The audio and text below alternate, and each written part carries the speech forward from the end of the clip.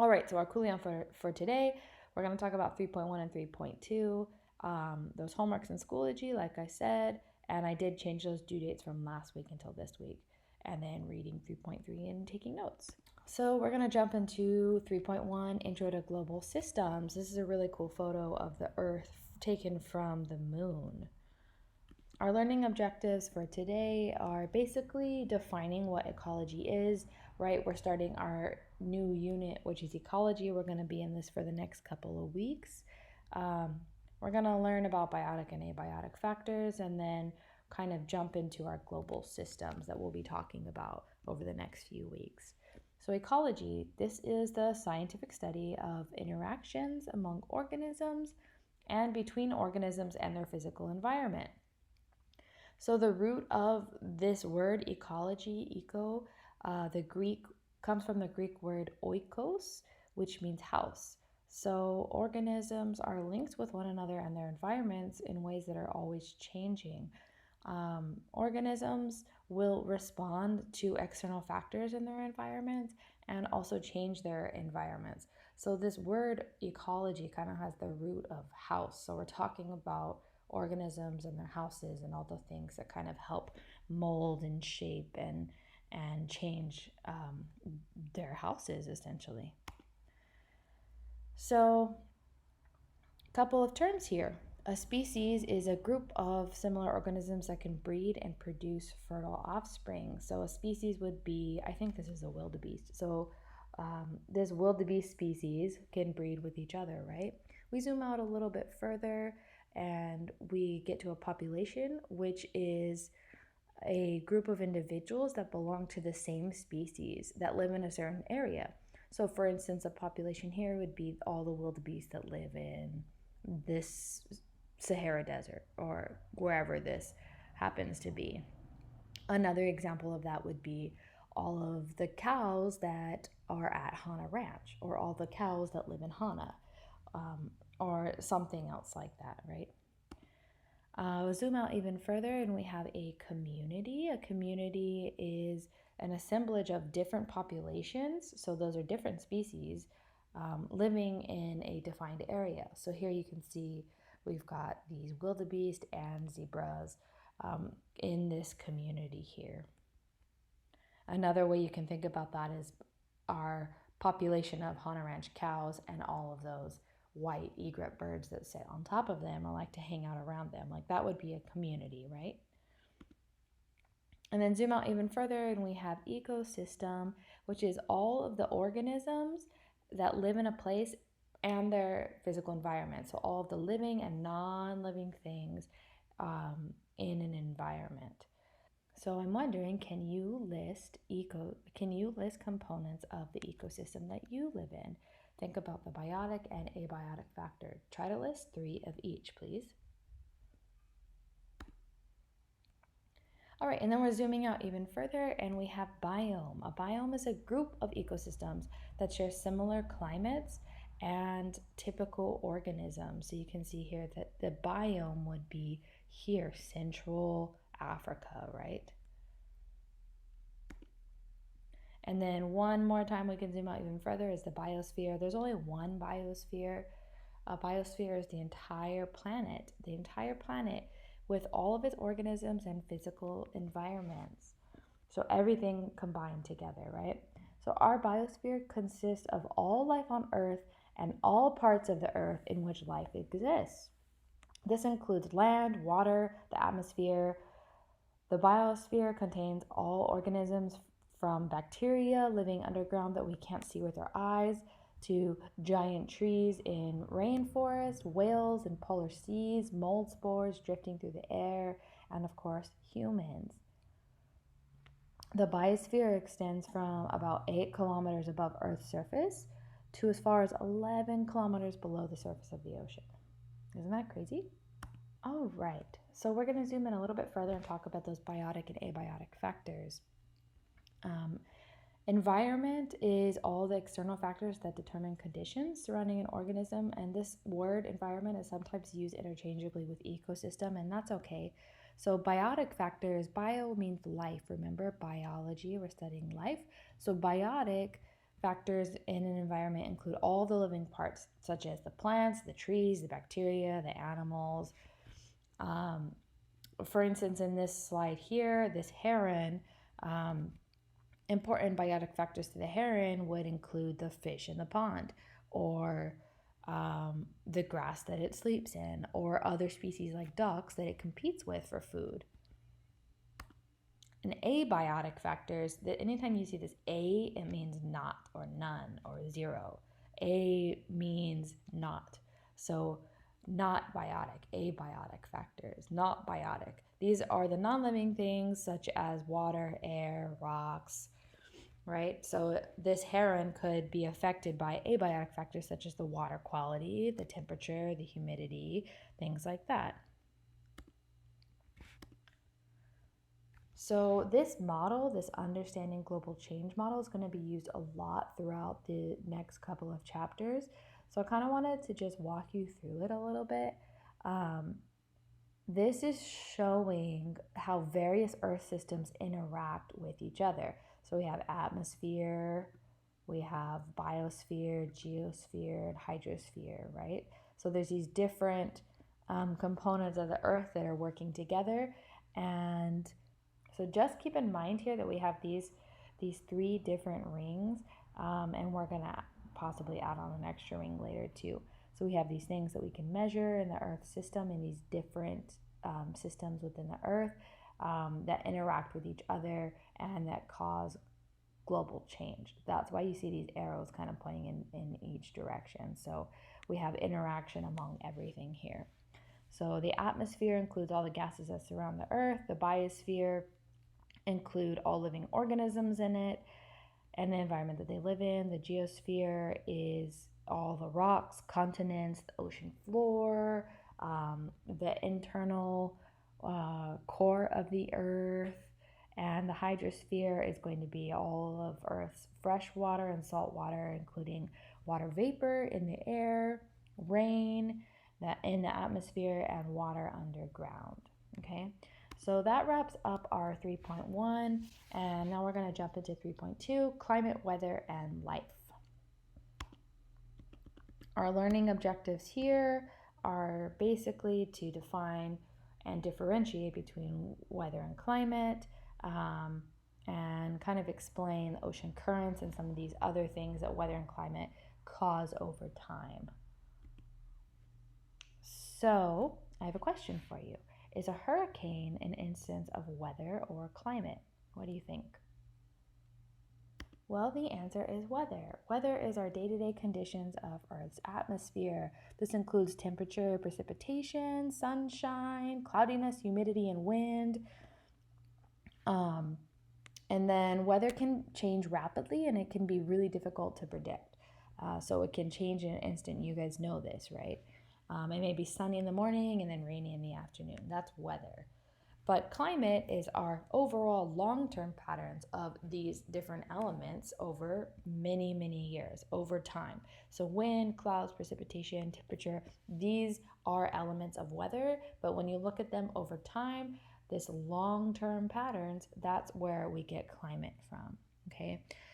Climate includes long-term averages of these wind, clouds, precipitation, temperature, and extreme weather events like droughts, floods, and heat waves. So why is this even important? Well, both short-term weather and long-term climate variations in the environment determine which organisms can grow and reproduce in particular areas. So that in turn shapes populations, communities, and ecosystems. Okay, let's talk about the greenhouse effect. If you've never heard of this before, this is an analogy we're going to use to talk about our incoming solar energy and how it gets transferred. We're going to use this greenhouse model kind of to visualize it first. So if you've ever been in a greenhouse, you know that it's typically warmer on the inside than it is on the outside. We use a greenhouse to grow food in certain climates that may not be hospitable year-round, such as like cold polar areas where it may snow outside, right? So essentially what happens in a greenhouse is it's either made of glass or some sort of see-through material to where sun energy enters as light, and then much of that energy is trapped inside as heat and it recirculates, and it's usually warmer inside than it is outside. And then some of that energy passes back through the walls. So we're going to use that analogy to talk about how the sun enters the atmosphere and what effects it has on Earth. So, on average, the Earth's average temperature is determined by the balance between the amount of heat that stays in our biosphere and the amount that is lost to space. So, this balance is largely controlled by the concentrations of three different greenhouse gases. We call them greenhouse gases because they act as that greenhouse layer, right, on the outside of our Earth. These exist in our atmosphere. They are carbon dioxide, methane, and water vapor. So what happens here is we have our sunlight. This enters as solar energy, as light, and then some of it is absorbed by our biosphere, by our greenhouse atmosphere, right? And then some of that is re-radiated as heat, especially where we have white ice caps, polar regions. White is very reflective, so a lot of that light is reflected off of the Earth's surface. So we have some coming in, some bouncing directly off. We also have this light energy is transferred into heat energy and it's absorbed, and some of it's re-radiated by those greenhouse gases. It bounces off of those little particles in the air. And then a lot of it is actually retained by our Earth system. So we have different elements of this here. Some's absorbed, some's reflected, some's absorbed and then reflected and then lost to space, okay? So this is essentially this greenhouse effect. If we didn't have our atmosphere full of these greenhouse gases, the Earth would be about 30 degrees cooler than it is today. These three gases enter and leave the atmosphere as part of the nutrient cycle, so their concentration in the atmosphere can therefore be affected by natural and human caused changes in those cycles, which we'll talk about later. So if changes in these nutrient cycles raise greenhouse gas concentrations, then the atmosphere retains more heat and the Earth warms. If concentrations fall, then more heat will escape and the Earth cools. Okay, let's talk about latitude and solar energy. Essentially, Earth's climate zones are produced by unequal distribution of the sun's heat on the Earth's surface. And this happens in the first place because Earth spins around this axis and it has a tilt in the axis. So that's just naturally how our Earth is. We're a little bit off centered. We rotate around this axis. We don't rotate up, straight and down, right? So polar regions in the north and the south receive less sun, less solar energy per unit area, and therefore less heat than, let's say, the tropical regions do. The tilt of Earth's axis causes the distribution of sunlight to change over the course of the year as the Earth rotates around the sun, right? Now, I just want to make sure that you guys understand this incoming solar energy, it's not heat that's coming from the sun because we're way too far away from the sun to feel the effects of the heat. So that energy is coming in as light energy. We experience the sun's warmth. We're experiencing the transformation of light energy to heat energy. So just want to make sure you guys understand that. This tilt in the Earth also causes a lot of other effects on our global climate, such as winds. Because we have this unequal distribution in heat throughout the year, we have wind. So I'm going to click these on. So essentially what happens when air is warmed by our sunlight energy transferred into heat energy? Well, it heats the air, and then that warm air expands and it becomes less dense. So that means it rises up. Okay. Things that are less dense are going to go on top of things that are more dense. That's called stratification. It's just a phenomenon that happens. We're going to see this warm air as it becomes less dense. It's going to rise, and then once it's risen, it cools and condenses, and then it drops back down. And we have these natural patterns happening here, right? At the same time, at the poles, we also have cold air over the poles sinking, and then together, these patterns make these cells of wind patterns, basically going north to south and north to south and rising and cooling and rising and cooling. So we call these convection cells. We're not going to go too much into this right now, but basically these movements combined create several different cells of air that rise and travel, then sink towards the warm surface of the earth, and then rise again over and over and over again every single day, right? Between places where these air rises and sinks, air travels over the Earth's surface, creating winds. So you can see that these other wind patterns, they're not existing separately of these wind cells. These are both happening at the same time over the entire surface of the Earth. These are our general wind patterns, and these are caused by the rotation of our Earth. So our Earth is rotating, and then these different air mass cells are going in different directions. You can see that this one goes this way, and then this one goes this way. This is why we have these patterns of winds going this way. That's why we have northeast trade winds that we can really rely on here in Hawaii. They typically come from this direction. Sometimes they switch up and we get storms coming from this direction, but a typical fashion, the climate of our winds of the Earth are going this way for these latitudes here. So Hawaii's going to be over here somewhere. So we're going to get that northeast trade winds. Similarly, how air warms and cools and rises and sinks, the same thing happens in the ocean, in our water. So we have unequal distribution of heat between the equator and the poles, and that drives the majority of the ocean currents that we see and that we can measure. Just like winds, we have temperature differences that drive the ocean currents. Just like winds, we have temperature differences that drive ocean currents.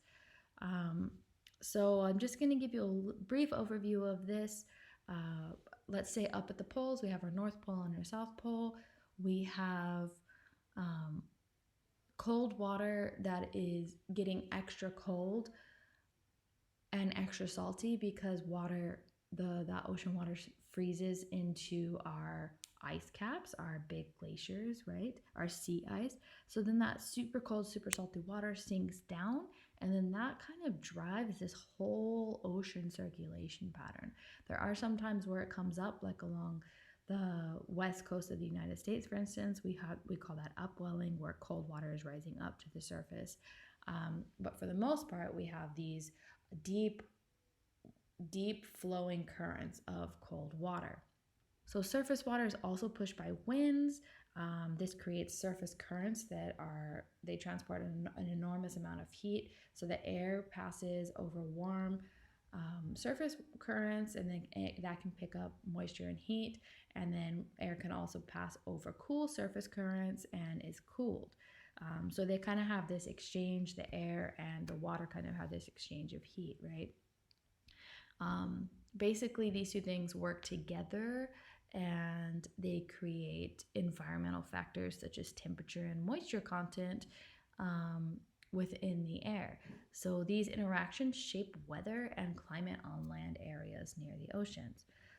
So we're going to use this example to talk about how both latitude and heat carried by the winds and ocean currents can influence our regional climate. So let's just imagine that this is Maui, right? And it's a little bit backwards because our weather typically comes from the right, the northeast trade winds, but I hope you get the picture from this.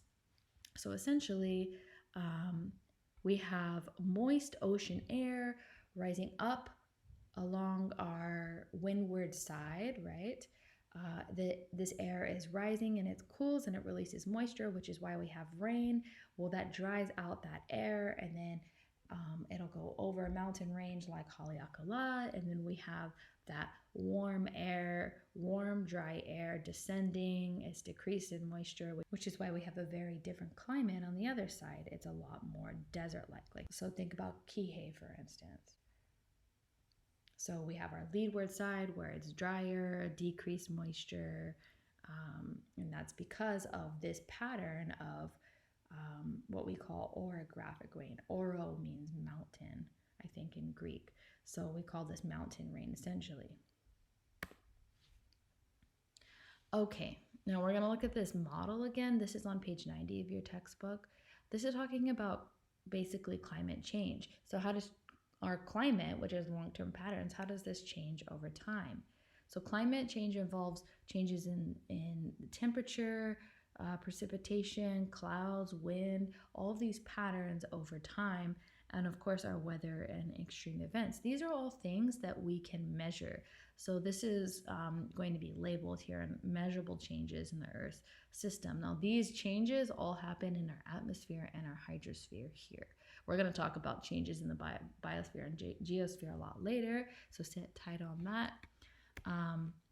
And then if we're looking at these causes of global change, we have it divided kind of into human causes, which we'll talk about later, but our non-human causes are things that we have literally no control over. We couldn't change even if we wanted to. These exist in the hydrosphere and in the geosphere. They include solar output, so that's basically how much solar energy is coming from the sun. Our Earth tilt and its orbit, we can't control that at all, right? Meteorite impacts, these have changed our climate a lot in the past, which we can learn about in another class if you guys take like zoology and marine science next year. We also have our distribution of continents and oceans, mountain building, and volcanism. These are all factors that we cannot cause or change, but they all drive how our climate, our global climate, is changing over time. Okay, so that wraps up our lecture for these two sections. Let me know if you have any questions. I'll leave you guys a little space in Edpuzzle to drop me a question if you have.